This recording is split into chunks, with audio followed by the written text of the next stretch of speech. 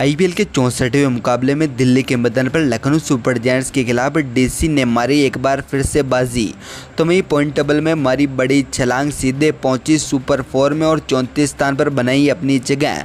Gujarat Titans, RCB, Sunriser Hyderabad को पीछे छोड़ा और इन टीमों को कर दिया है एलिमिनेट। नमस्कार दोस्तों, स्वागत है एक बार फिर हमारे इस चैनल में। दोस्तों, आईपीएल का 64वां मुकाबला यहाँ पर अरुण जेटली स्टेडियम में खेला गया, जहाँ पर पहले बल्लेबाजी करते हुए दिल्ली कैपिटल्स की ओर से पहले बल्लेबाजों ने ताबड़तोड़ बल्लेबाजी करके दिखाई, तो वहीं बाद में गेंदबाजों ने कमाल का परफॉर्मेंस करते हुए लखनऊ सुपर जायंट्स की पूरी टीम को पवेलियन भेजने में एक नई सफलता प्राप्त की। हालांकि आज के इस मुकाबले में दिल्ली कैपिटल्स की भयानक जीत के बाद पॉइंट टेबल एक बार फिर से बदल चुकी हैं, जहाँ पर पॉइंट टेबल में एक बार फिर से दिल्ली कैपिटल्स सुपर 4 में अपनी जगह बना चुकी हैं। तो वहीं इसके अलावा इन टीमों को यहाँ पर एलिमिनेट होना पड़ा है। बताएंगे आज के स्टूडियो में पॉइंट टेबल का A to Z समीकरण। इससे पहले अगर आपने हमारे इस चैनल को सब्सक्राइब नहीं किया है तो क्रिकेट से जुड़ी खेल के लेटेस्ट अपडेट के लिए चैनल को सब्सक्राइब कर बेल आइकन जरूर दबा लें। साथ ही कमेंट बॉक्स में कमेंट करके जरूर बताएं कि सीजन सुपर 4 में आखिरकार कौन कौन सी टीमें रहने वाली हैं और इस सीजन आपकी फेवरेट टीम पॉइंट टेबल के कौन से पायदान पर हैं। तो चलिए दोस्तों, बिना कोई देरी करते हुए बात करते हैं पॉइंट टेबल के A to Z समीकरण के बारे में। तो आईपीएल के 64वें मुकाबले में दिल्ली कैपिटल्स ने 208 रनों का टारगेट दिया था। हालांकि यहां पर लखनऊ सुपर जायंट्स की टीम ने आज के इस मुकाबले में उतनी अच्छी बल्लेबाजी करके नहीं दिखाई, तो वहीं इस मुकाबले में 20 रनों से हार का सामना करना पड़ा है।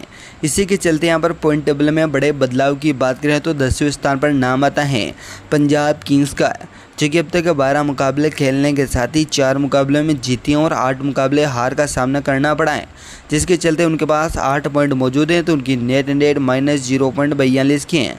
9वें स्थान पर मुंबई इंडियंस हैं, जो कि 13 में से 4 जीतने और 9 मुकाबले हारने पर उनके पास भी 8 पॉइंट मौजूद हैं। तो उनकी नेट रेट -0.27 की है।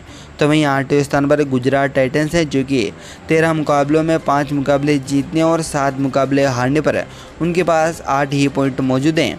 तो उनकी नेट रेट -1.06 की है। तो वहीं आज की हार के साथ ही लखनऊ सुपर जायंट्स 7वें स्थान पर हैं, जो कि 13 मुकाबले खेलने के पर उनके साथ 6 जीतने और 7 हारने पर 12 पॉइंट हो चुके हैं। हालांकि उनकी नेट रेट -0.87 की है। 6ठे स्थान पर आरसीबी हैं, जो कि 13 में से 6 जीतने और 7 हारने पर उनके पास भी 12 ही पॉइंट मौजूद हैं। तो उनकी नेट रेट +0.38 की है। तो वहीं आज का मुकाबला जीतने के साथ ही दिल्ली कैपिटल्स 7वें स्थान से 5वें स्थान पर आ पहुंची हैं, जो कि 14 मुकाबलों में 7 मुकाबले जीतने और 7 मुकाबले हारने पर उनके पास 14 पॉइंट हो चुके हैं। तो उनकी नेट रेट -0.08 की है। तो वहीं 4थे स्थान पर सनराइजर हैदराबाद हैं, जो कि 12 मुकाबले खेलने पर 7 मुकाबले जीतने और 5 मुकाबले हारने पर उनके पास 14 पॉइंट हो चुके हैं। तो उनकी नेट रेट +0.40 की है। हालांकि तीसरे स्थान पर चेन्नई सुपर किंग्स हैं, जो कि अब तक 13 मुकाबलों में 7 मुकाबले जीतने और 6 मुकाबले हारने पर उनके पास 14 पॉइंट हो चुके हैं। तो उनकी नेट रेट +0.52 की है। दूसरे स्थान पर राजस्थान है, जो कि 12 में से 8 जीतने और 4 हारने पर 16 पॉइंट के साथ ही +0.34 की नेट रेट है।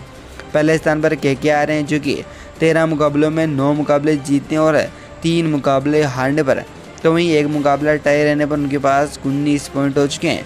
तो उनकी नेट रेट +1.42 की है। ऐसे में दोस्तों, कोलकाता के साथ ही राजस्थान रॉयल्स और चेन्नई सुपर किंग्स यहाँ पर सुपर 4 में लगभग अपनी जगह बिल्कुल पक्की कर चुके हैं। तो वहीं कोलकाता और राजस्थान क्वालिफाई भी हो चुके हैं।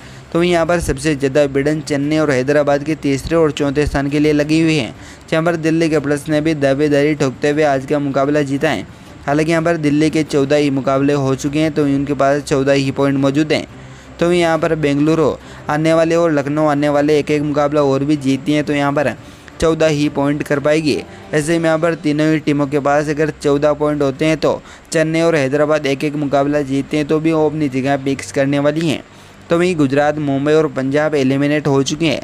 ऐसे में दोस्तों, यहाँ पर आपको क्या लगता है आखिरकार सुपर 4 की टीमें कौन कौन सी रहने वाली हैं?